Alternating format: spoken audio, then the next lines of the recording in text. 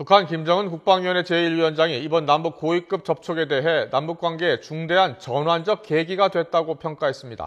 김 위원장은 또 당 중앙군사위원회 일부 위원들을 해임하고 새로 임명하는 조직 개편도 단행한 것으로 전해졌습니다. 취재기자 연결돼 있습니다. 임상호 기자. 네, 통일부에 나와 있습니다. 김정은 제1위원장이 남북 고위급 접촉에 대해 첫 평가를 했죠? 네, 그렇습니다. 남북 고위급 접촉이 타결된 지 사흘 만에 나온 평가입니다. 북한 조선중앙방송은 김정은 위원장이 노동당 중앙군사위원회 확대 회의에 참석해 이번 남북 고위급 접촉에 대해 평가했다고 보도했습니다. 김 위원장은 회의에서 북한이 주도적으로 남북 고위급 접촉을 열고 무력 충돌로 치닫던 일촉즉발의 위기를 타개해 민족의 머리 위에 드리웠던 전쟁의 먹구름을 밀어내고 한반도의 평화와 안정을 수호했다고 밝혔습니다.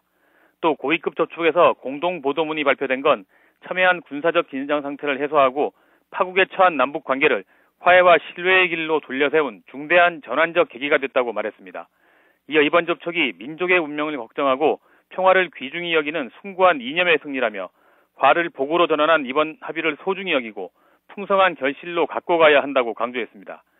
김정은 위원장은 또 전시 상태가 선포된 전선 부대들의 군사작전 준비 과정과 준전시 선포 지역의 각 부문 실태 등도 점검했습니다. 네, 김정은 제1위원장이 또 당 중앙군사위원회 조직도 개편했다면서요?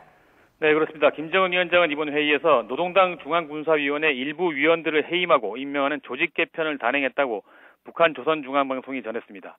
구체적으로 누가 해임되고 임명됐는지와 조직 개편이 어떻게 이루어졌는지는 공개하지 않았습니다. 하지만 남북 고위급 접촉에 대한 김정은 위원장의 평가를 보면 일부 위원들에 대한 책임을 묻는 인사가 단행됐을 가능성도 있어 주목됩니다. 이번 회의에서는 또 최근 홍수 피해를 본 나선시의 피해 복구 문제도 논의됐습니다.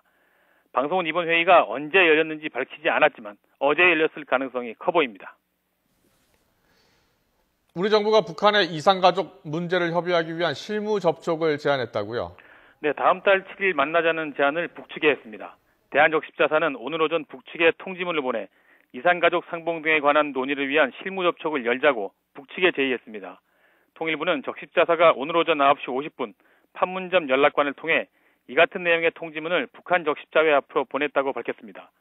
정준희 통일부 대변인은 적십자사가 통지문에서 남북 고위당국자 접촉에서 합의한 추석 계기 상봉을 포함한 이산가족 문제를 협의 위한 남북 적십자 실무 접촉을 다음 달 7일 판문점 우리 측 평화의 집에서 열자고 북한 측에 제의했다고 말했습니다. 지금까지 통일부에서 YTN 임상호입니다.